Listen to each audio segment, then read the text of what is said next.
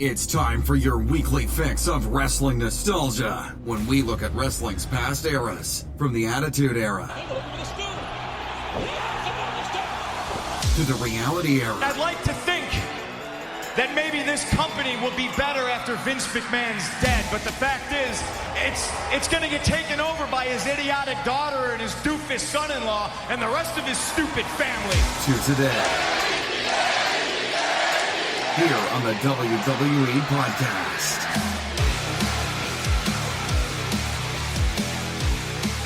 Hey everybody, welcome to the WWE Podcast. It is your wrestling nostalgia night. It's time to go back in time. It's time to go back to yesteryear, to a time that was simpler, a time that was viewed as really the golden era of WWE. And tonight, we are taking a look at Survivor Series 2001, Team Alliance versus Team WWF, winner take all. And I'm going to get into all of what led up to this, the heel turns, the returns. A lot went into this pay-per-view, so I'm going to give you guys a bit of a history lesson or just a recap if you may have forgotten about this. And I know it's certainly been a while since I've taken a look at this match on a detailed level, and it's, my God, it's almost been 20 years. And that's insane that this match took place almost 20 years ago. 19 years ago it'll be this November, but close enough. And yes, I've got some audio to share, not just from the pay-per-view itself, but also from a couple of Raws that really led up to this, and some really big moments that created this pay-per-view, that led to this moment, this winner-take-all, this definitive end of the WCW and WWF feud. And yeah, you can throw ECW in there as well. Like they created the Alliance, which was really a WCW ECW conglomerate. So we're going to get into that, and it's an exciting time to jump into, because I think it's one of the more well-viewed parts in time frames of WWE, as it was a who's who roster. I mean, think about who's on the roster here. You have, obviously, Stone Cold Steve Austin still leading the pack. You have The Rock. You have Booker T. You have Rob Van Dam. You have Kurt Angle. You have Triple H. You have Chris Jericho. And the list goes on. Big Show, Kane, Taker. And it really was a who's who roster. And we were still a year away from getting Hogan, Nash, and Scott Hall, as they wouldn't be in WWF for another year, as they were just collecting checks, sitting at home with Time Warner paying off their contracts. And so outside of those three big names, you had everyone else. And yeah, Goldberg was still a couple of years away as well. He didn't come in until, I believe it was 03, I believe, as he immediately began a program with The Rock and then ended with Brock Lesnar. And so while we didn't have those big names, we still had a very, very solid WCW roster, ECW roster as well. So it was just an awesome time, and we're going to get to that, and all the, again, huge heel turns and returns, like The Rock coming back, and who's he going to side with. I remember that like it was freaking yesterday. And so I'm going to get to that in a second, but first, this is the WWE Podcast, where we do wrestling nostalgia every single week. We bring you AEW, NXT reviews, Raw, SmackDown, weekend reviews, and everything in between. So we really we cover everything that we can. And I have some people angry at me, and I don't know why, right? I mean, you figure that this wouldn't be exactly on the top of their priority list of issues in their lives, but people who think I should change my name because we cover AEW. Really? Yeah. Let me just to appease you, let me make sure that I go ahead and just completely scrap everything that I've done, and just get rid of my logo, get rid of my website, just throw that domain up for grabs. all because somebody thinks, and really, it's been a few people who think that just because we cover AEW here that, oh, we're not truly a WWE podcast. Well, guess what? Here's the thing. And I've said this before, and I'll say it again. This is my show, and we will cover whatever wrestling shows we want to. And I'll leave it at that. How about that? If you like the show, great. If you don't, move on. I mean, it's as simple as that, right? It's as simple as that. So, anyway, for those that are interested in AEW, we do cover AEW here because I think it's smart to. Why would we not want to cover AEW? Why would we not want to cover it? We've got 6 of the 7 shows dedicated to WWE products. Why would we not want to cover the hottest rising new wrestling promotion? It's just stupid not to if you're trying to grow listeners. So, I mean, it's just business 101. Anyway, if you guys want to tweet at me anytime, you can do so at the WWE Podcast on Twitter. And I'm not just the WWE Podcast on Twitter. There's underscores in between each word. So I've been giving somebody free follows, I'm sure, for quite a while. I mean, there is somebody else that just has no underscores, but it was taken. So just a quick little tidbit there. If you guys also want to rate and review me, you can do so on Apple Podcasts, anywhere the podcasts are available. I would really appreciate it. Well, even if you hate the show and people think that they're damaging me by giving me a bad review, hey, guess what? Surprise. Even if you give me a 1-star review, it still helps out in the number of reviews, which ultimately raises me in the rankings. So really, joke's on you. But if you want to leave a positive review, which I encourage you to do, certainly do so at any podcast app you have that allows for ratings and reviews. I know some do, some don't. You can also get a completely ad-free experience of the show on patreon.com/WWE podcast if you want no ads and you're tired of them and you're like, and I know, I understand, and I get complaints about it all the time that this show has so many ads, blah, blah, blah. But look, who would want to monetize their show when they have the opportunity? It's just silly not to. And I can give you an ad-free experience for just $1 for the entire library. I mean, it's a pretty damn good value. Head on over to WWE Podcast on Patreon. So those are just a couple of tidbits that I like to run through every time to let you guys know. And as WrestleMania approaches, I will be doing obviously a lot more shows. And the post shows for 2 days of WrestleMania, because WrestleMania is just too damn big this year for one night. And it makes you wonder. I thought about this earlier today. If this was one night, how long would the show be? And would WWE make it a 7-hour show?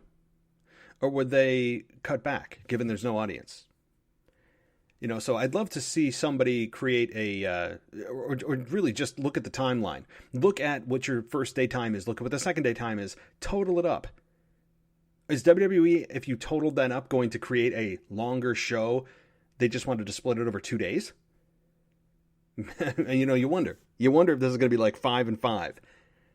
I don't know. But, so I don't know if you guys have heard too, the WWE Performance Center is closed as of March 26th. So WWE, knowing this, is taping WrestleMania right now. And they're also taping it tomorrow. And as of tomorrow, I believe close of business tomorrow, at the end of the day, they're being forced to shut down per the city ordinance of Orlando. So no worries though. WrestleMania is still going to be taped. They still have, they still are able to get in what they need to get in and get the storylines they need to get in and all that kind of stuff. So WrestleMania is already going to be decided as of tomorrow, and it's already been done and over with. So there's no live WrestleMania. It's going to be already pre-taped.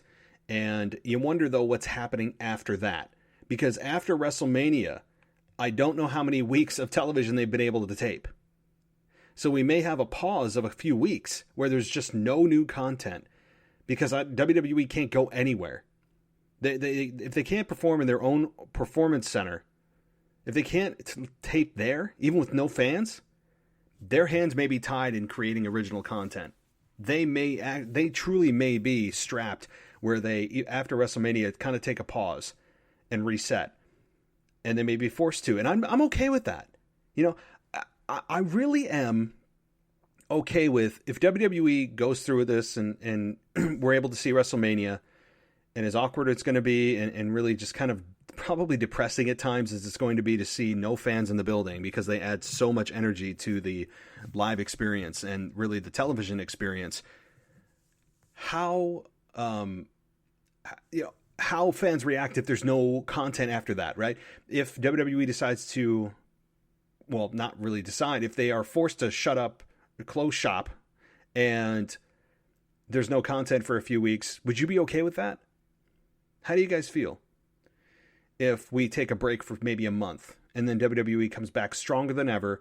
You know, maybe WWE does reruns, or they do promo packages, or they do I don't know, just something to keep you reminded of what happened at Mania, to build up for a month. And then when the live events reopen with audiences there, you're more pumped than ever. Yes, we're missing out on the crazy wild Monday Night Raw after WrestleMania. That is a damn shame. It's a crime. It's a crime. That is my favorite show of the year as far as Raws go. So we're missing out on that. But I'm willing to sacrifice no new content for a month. Again, month is just a number I'm pulling out of the air. If they're going to come back stronger than ever and they're able to keep fans engaged for a month or so until they say, hey, we're returning live to you on May 15th. Something like that. So how do you guys feel about that? I'm curious. Are you okay if WWE takes a break, not of their own accord, but because they're forced to, after WrestleMania, and then it's like a cliffhanger at the end of a season? If you're watching a Netflix series, you get this big cliffhanger, and then you're forced to wait. I mean, usually when you're watching any normal show on Netflix or on cable TV, you're forced to wait from, usually May until September. Once your show ends in May, my God, you have like 4 months until your show returns and you get to find out. So if you think of it like that, for the first time ever, if WWE is forced to go with that format, I think it could be a good thing because it builds anticipation. It's that pent up frustration. It's that time for fans, for the first time ever, to take a breath from the WWE product and say, hey, WWE did WrestleMania. They did what they could with no audience, but this is the date when we know they're coming back. And how much of a build would that have? And you build that return show in front of a live audience like it's WrestleMania Part 2, right? You build it like it is the second coming of Christ. Because I think that would pop a huge rating if you have big names. Again, this is assuming things come back on in mid-May. Because there's no way WWE has been able to film weeks and weeks and weeks of Raws and SmackDowns in the empty arena performance center prior to the shutdown tomorrow. It's just not going to happen. And get WrestleMania done? No, I don't think so. So I think that with all that being said, you could build the final return to the fans. We're performing in front of a live audience. The restrictions have been lifted, and we can now come to you live. And imagine the crowd on that night. Imagine the build to that night. Imagine the anticipation. If you remind fans, keep them engaged of what happened at WrestleMania, and that we're going to be finally back in front of a live crowd. I'm excited just thinking about it. But I think it's an option that we may all have to deal with. It's a reality we may all have to deal with. And I'm okay with it. I've come to peace with it. Because I think the anticipation, building to the anticipation of that night, getting back to our normal lives, would be absolutely off the chain, off the page. I really do. So let me know what you guys think of that. Because it's not an option WWE would want to do. They would love to continue to keep pumping out original content, but they may be forced to. Their hand is going to be forced very soon if the performance center is shut down and they can't go anywhere. What are they going to do? Right? Cut live promos via Skype to each other? I mean, let's be honest. So, okay, let's get to the wrestling nostalgia. That's why you're here. And I'm not going to get too much fluff into this show. I'm going to get right to it. I know you guys don't like, well, some of you don't like when I just kind of drone on about things that aren't about wrestling nostalgia, considering that's the name of the show. So let's go back here to 2001. 2001 was just a crazy year in WWE. And it is a year in which we saw Stone Cold Steve Austin turn heel at WrestleMania 17 in front of the Houston audience to defeat The Rock for the WWF Championship, align himself with Vince McMahon.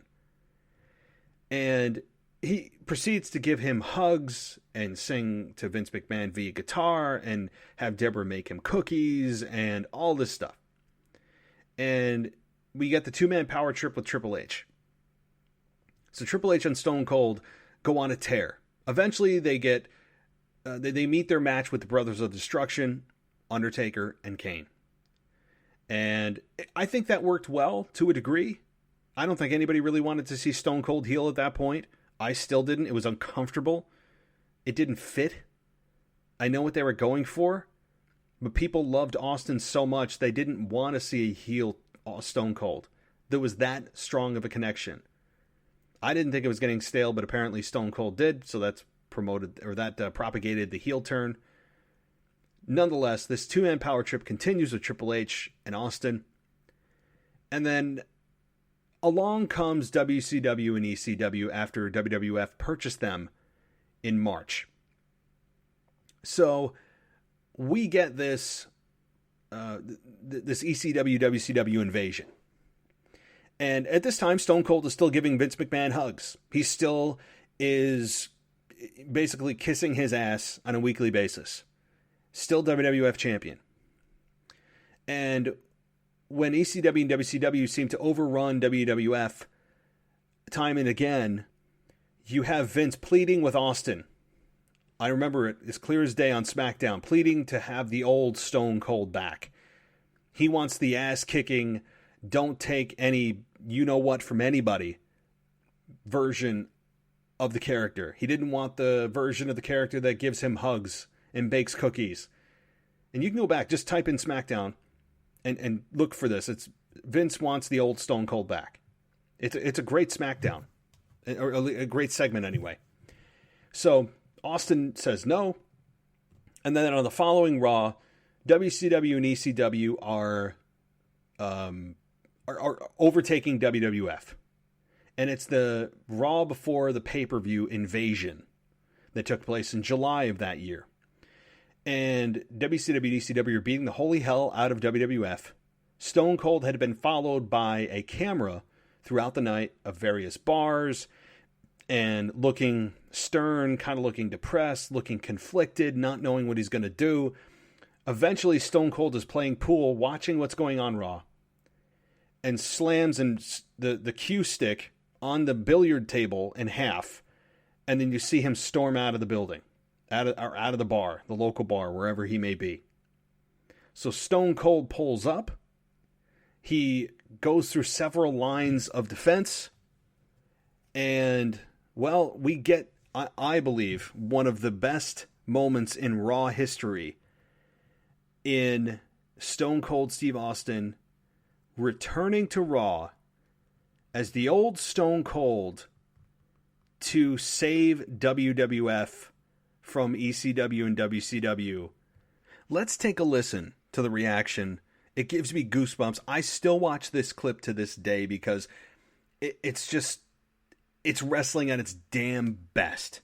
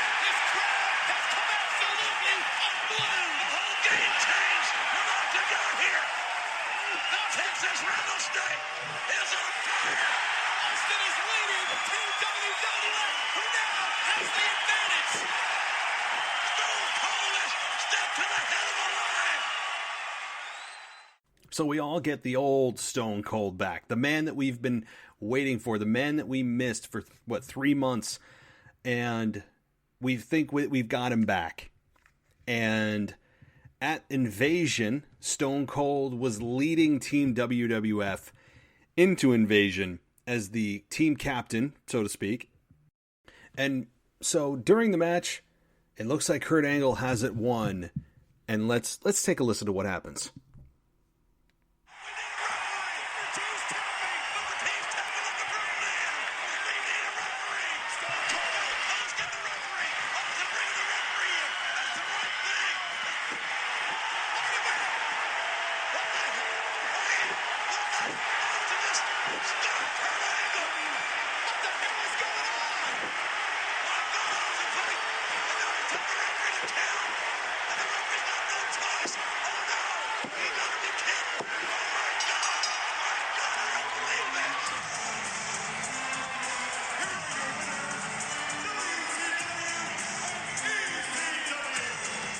So Stone Cold again turns heel, or attempts to.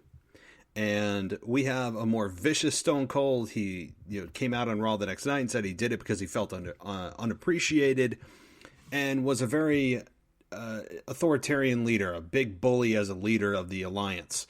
And again, I still think this was not a good attempt, it was a failed attempt again to get people to hate Austin. And I still didn't like it. I think that Austin was hard-headed on getting this to work, and people still did not accept it. You didn't hear a whole lot of boos. You just heard a whole lot of exhales, like people going, oh, no, we just want Stone Cold the babyface, right? That is what at the heart people loved. And by and large, his heel turn did not work. So Stone Cold becomes the leader of the Alliance. And again, ruled with an iron fist, played kind of the coward at times, and overall, again, while it was successful at times and he got the reaction he wanted at times, it still did not, by and large, work very well. So while all this is happening, The Rock is off doing his movie. I believe it was the very first one he did, which is Scorpion King. And so we were all highly anticipating, when is The Rock going to come back? When are we going to see him? When do we see the Brahma Bull? Well, we got an answer on July 30th, 2001. And more importantly, the question that we all wanted to know, who is he going to side with? Team WWF or the Alliance? And during this segment, we had both Vince and Shane and Stephanie basically kissing The Rock's ass, trying to get him to side with their respective groups. So it was quite a long segment, so I'll just give you the end here. And this is important because it leads into the pay-per-view of Survivor Series 2001. So this will be our final stop, and then we'll get into the actual pay-per-view itself. But I wanted to give you guys a little bit of a backstory. Again, here we go. It's The Rock making his decision of where his loyalties lie. Listen then, Ron. Come on now. Make the right decision, okay? Listen to the voice of reason. Listen to the voice of experience. Give the people what they want.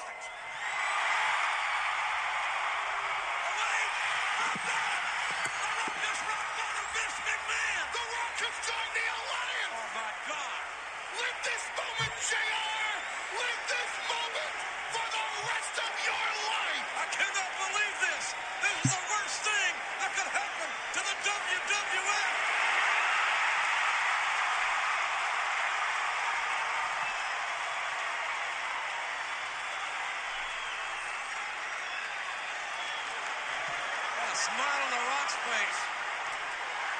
I can't believe this.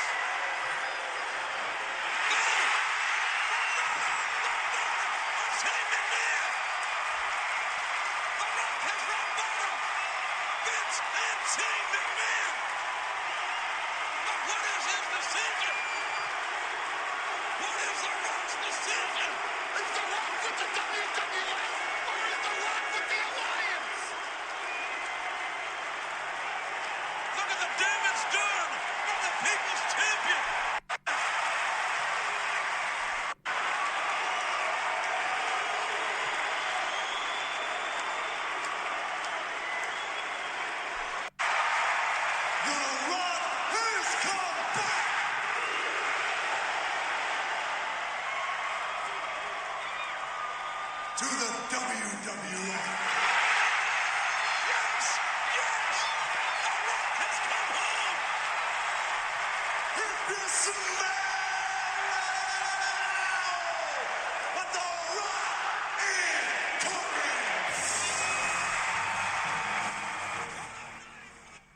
So what a great moment here. I mean, we had The Rock, rock bottom Shane, rock bottom Vince, and you don't know where his loyalties lie.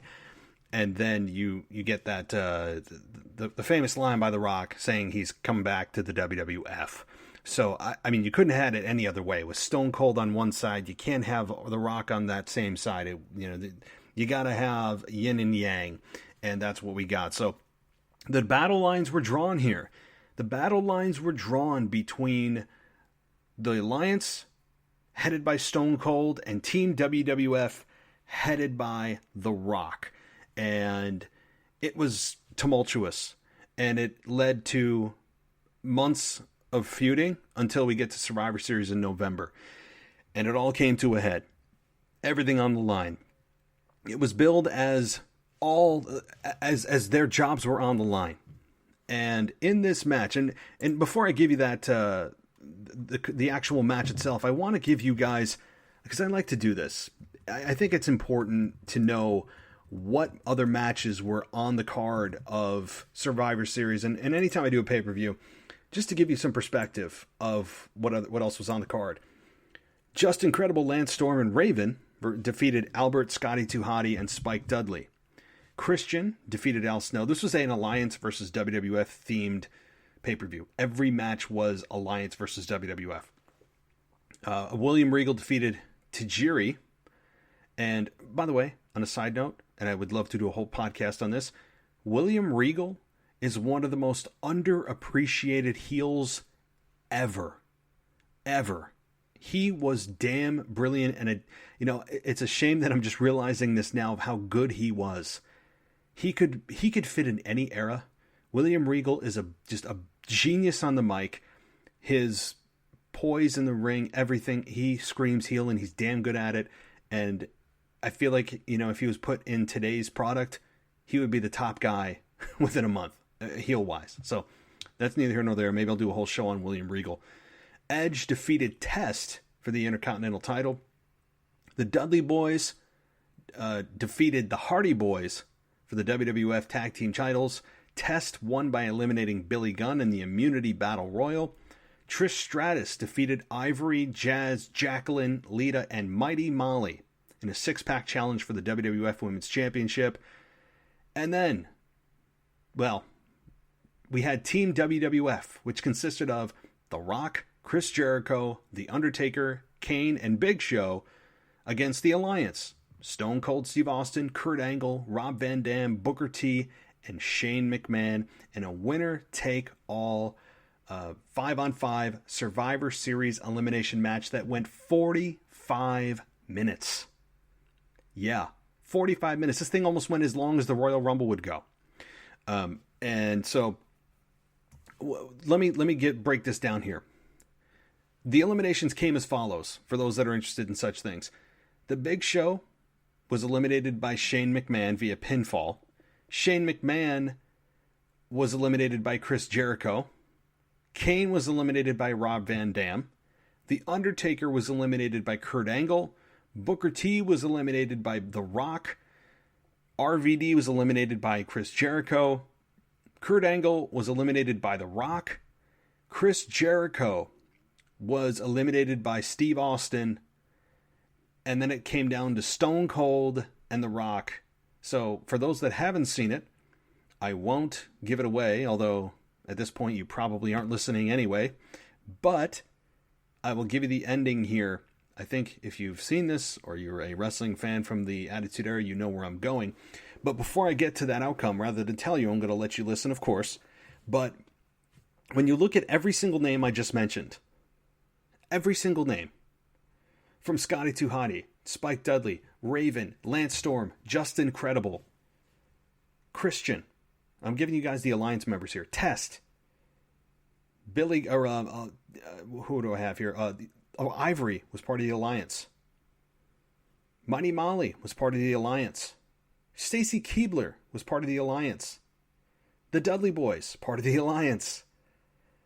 William Regal. When I'm just naming these names because the point is this pay-per-view was supposed to be the end-all be-all. And that whoever lost this was out of a job, and if WWF decided to hire them back themselves, they would. And when I just named every single guy that I just named, 95% of them maintain their jobs. And with, rightfully so. You can't have a roster with that much talent from WCW just go by the wayside. You had to retain the majority of this talent. So, I mean, you look at this is just an all-star roster right now. And it's funny when you look back at these pay-per-views, you just took this roster for granted, didn't you? You just took it for granted. So, that's what was on the line here. This was the blow-off. This was the final match for Team Alliance and Team WWF. So, let me give you guys the finish of this, and then we'll reconvene and talk about it. Off the throw right in the face of Earl Hebner. Then goes the referee. The Rock measuring Austin. Looking for the rock bottom. Stop it! Oh my God, it's over! I can't believe it! It's finally over! The legacy of the World Wrestling Federation dies here! Cover! But there's no referee. Damn it! Austin's he knocked his own referee out. It was unintentional. And then he inadvertently ran over Earl Hebner. And the Rock started to stir it, but no better than. Here comes Kurt. Thank God. Son of a... Oh! Kurt Angle he just nailed Austin. The Rock bottom. The Rock bottom. The count. The count. It's over. It's over. The WWF has won it. The winner of the ball, The Rock. And thus, the surviving organization, the World Wrestling Federation. How do you feel about that? You're out of work. You're out of work again. You didn't win, Paul. Your man lost. Kurt Angle just screwed you guys. The Rock. The Rock. The Rock. Kurt Angle drilled Austin with a WWF title belt. How ironic was that? The WWF lives. The Alliance dies at the Survivor Series. So, Kurt Angle comes to the WWF's rescue. And I remember the next night on Raw that Kurt Angle was trying to appease to the audience and trying to say that he should be celebrated as a hero, the guy that single-handedly saved the organization. And that's where Stone Cold came up with the what thing. Well, he had come up with the what thing in the Alliance as the leader of the Alliance, but this is where his what shirts started coming out, really catching on, and this would be the last, I believe, pay-per-view in which Austin was fully heel, as he slowly transitioned here from leader of the Alliance and a double heel turn from Mania at 17, and then again at the Invasion pay-per-view, turning on WWF, to finally just kind of giving in, going, well, that didn't work. And he gave it a go for 7 months almost, and just kind of waved the white flag at that point. And Kurt Angle would be the one to try to take the credit. And I remember Austin coming out and attacking Kurt Angle. And from there on, it was Austin as the babyface. And even though Kurt Angle saved the company, he was trying to make it all about himself, which is what made him heel, even though he did indeed screw Stone Cold and save the WWF. Even though he did that, it's how he presented it, how he went about letting people know about it, and that's what made him into the heel again. So I don't remember the details of how, even though Austin lost, how he was able to maintain employment. And to also kind of note on the commentary here, how great is Jim Ross, how great are, I'll get the words right, Jim Ross and Paul Heyman together on commentary. I mean, you could argue they were better than Paul Heyman, or better than Jerry Lawler and JR.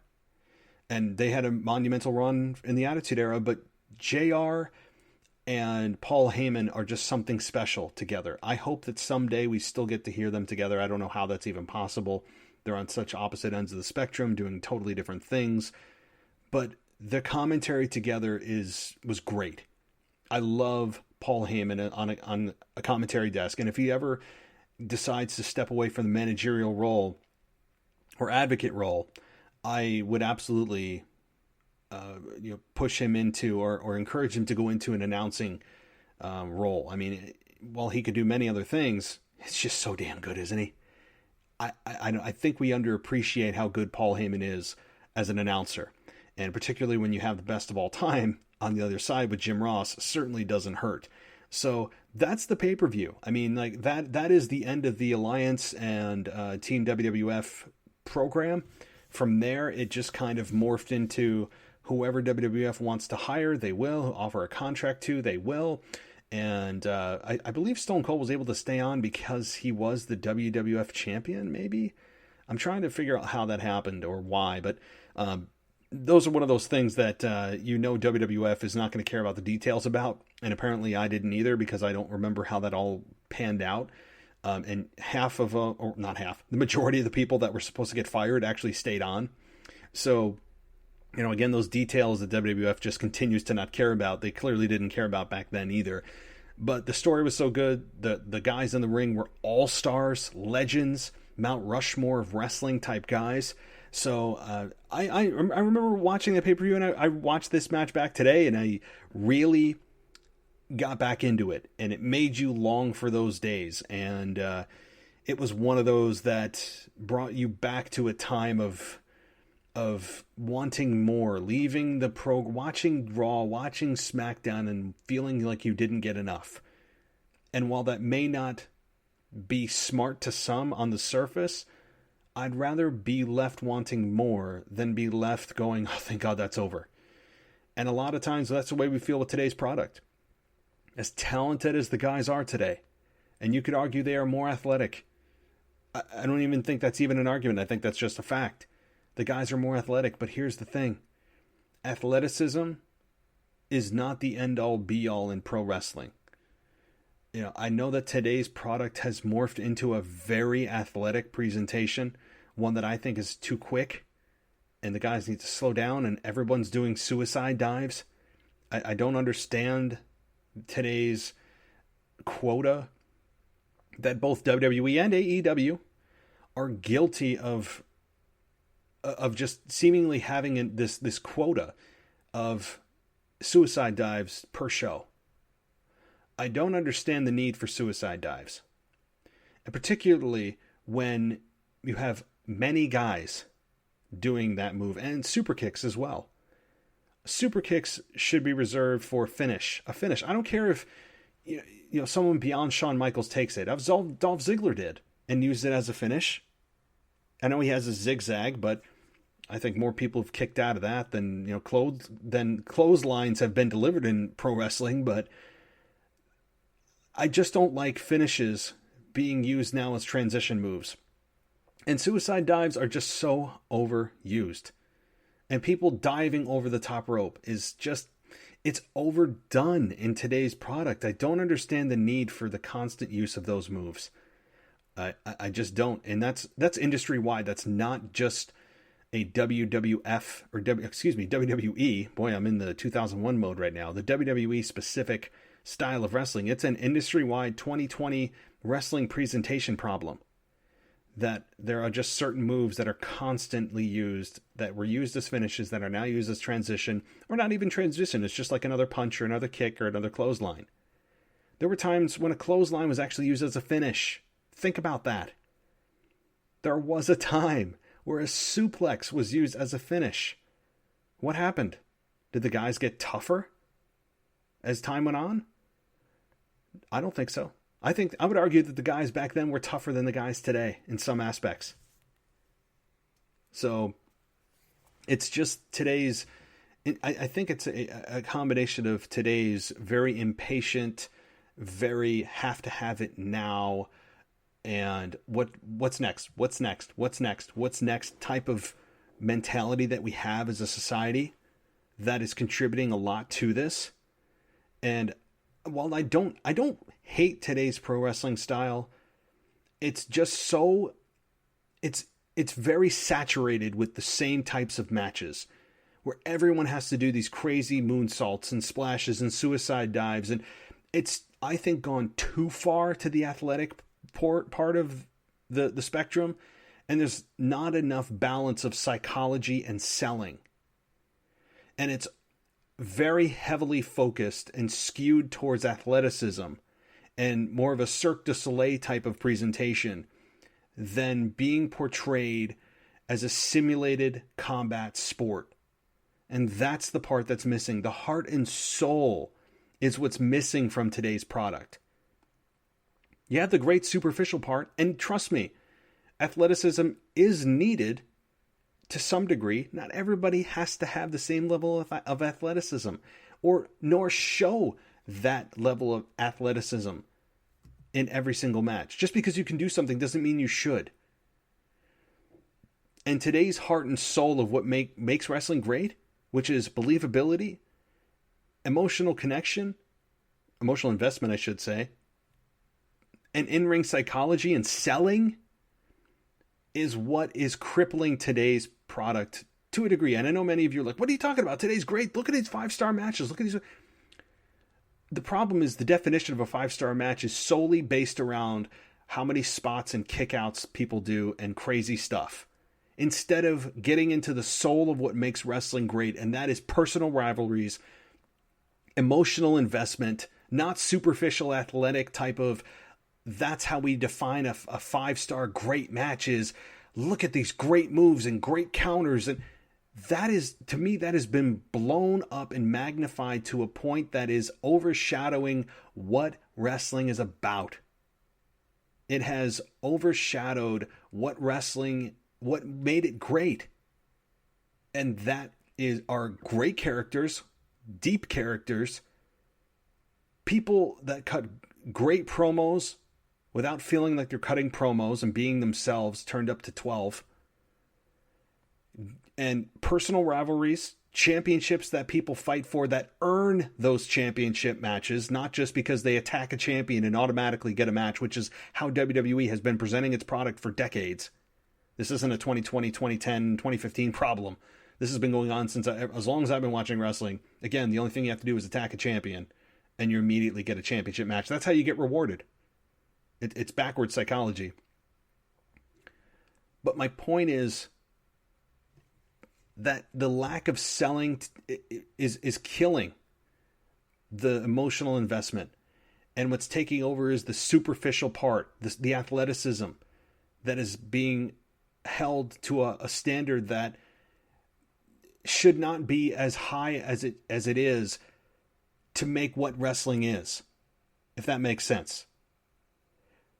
At least that's my opinion. I know that things change, wrestling evolves, what the fans want evolve.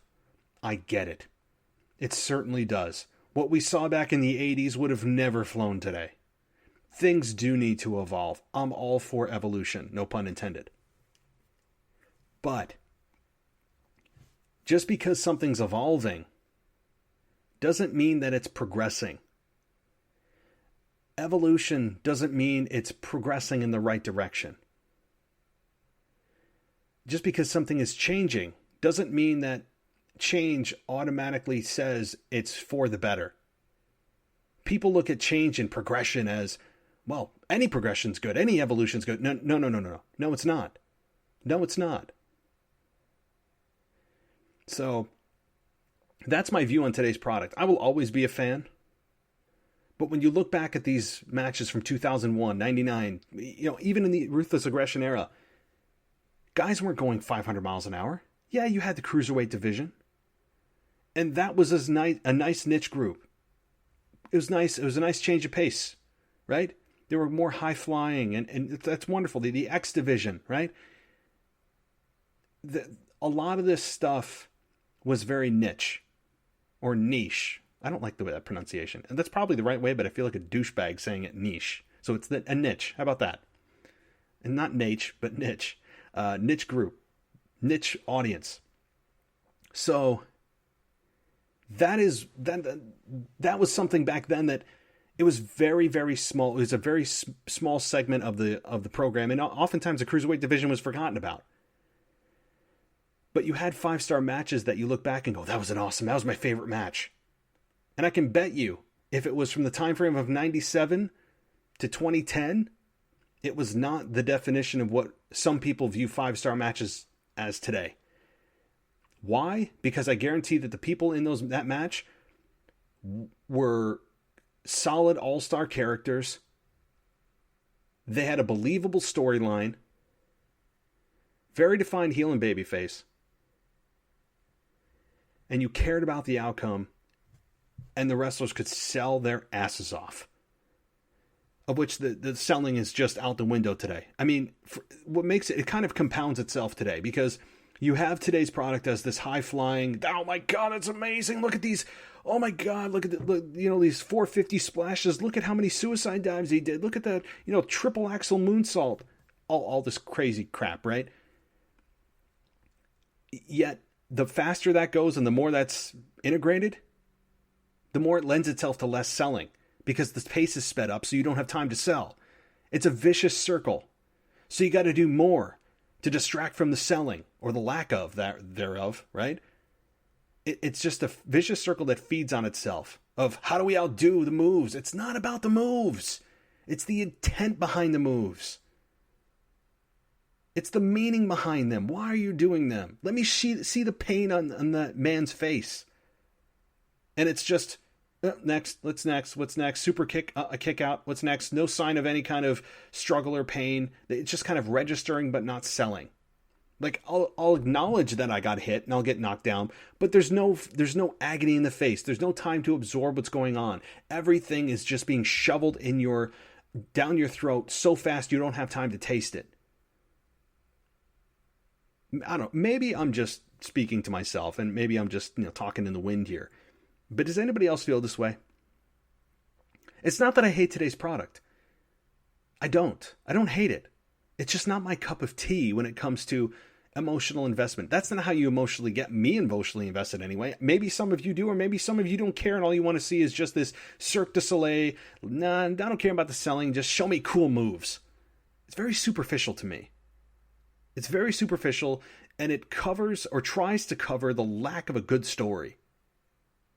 Because I think creative looks at this and goes, oh, these two will have a great match together, and we don't need to have a solid backstory because they'll put on a great match. It's not necessarily about putting on a great match. Chemistry is important. Moves are important, but what's more important is why these two men are fighting. What are they fighting for?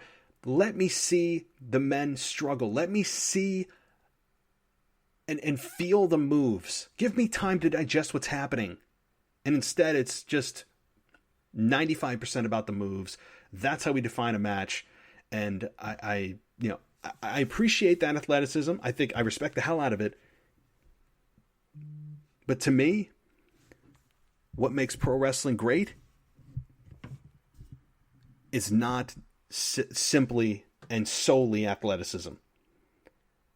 So that's my thought. I didn't think I'd get on that tangent, but I did cover Survivor Series, so those of you that thought I would go off on some other tangent and not cover what I told you I would, I did, and I gave you guys a build-up to that pay-per-view, at least a very high-level one, and I hope you enjoyed it, because these are great shows. Let's be honest, and now I'm not saying I'm great at this, I'm saying that looking at these past shows is a great way to connect with other wrestling fans, and I just... Looking back at those years are also a great way to escape, especially in today's crazy environment of what's going on in the world. So hopefully you guys enjoyed this show.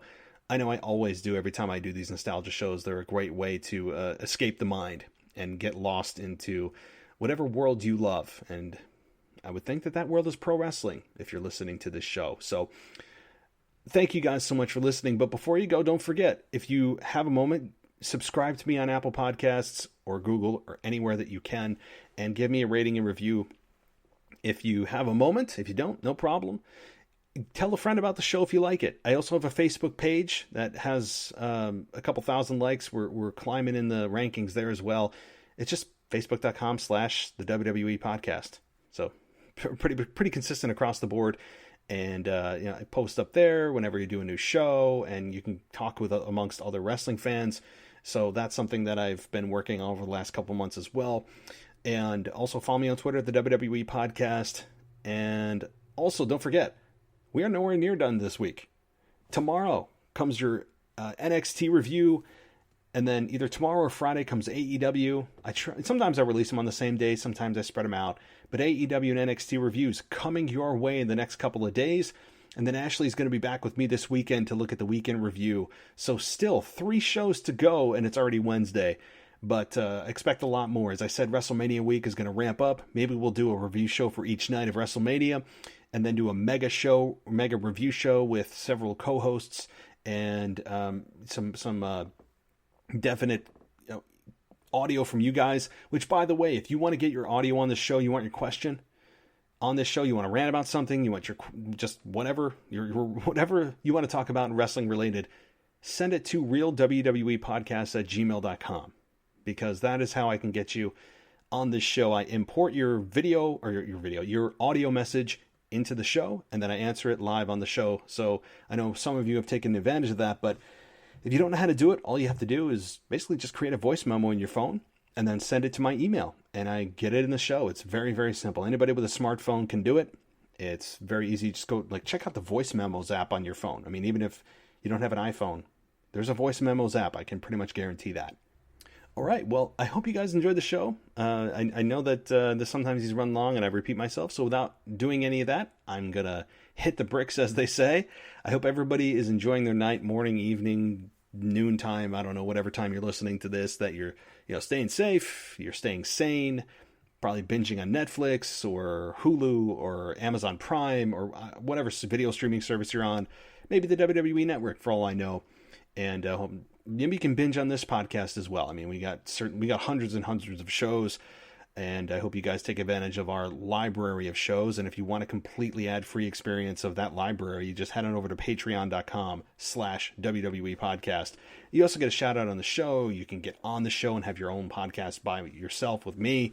I mean, lots of other great perks. So it starts at $1 a month for that. And I encourage you to check it out. Alrighty. Well, with all that being said, thank you so much for listening. I'll talk to you soon. Thanks for listening to the WWE Podcast. Don't forget to subscribe on your favorite podcast app so you don't miss a show, or head to WWEpodcast.com. And for all of these shows ad-free, head over to patreon.com/WWE Podcast. Until then, we'll see you next time.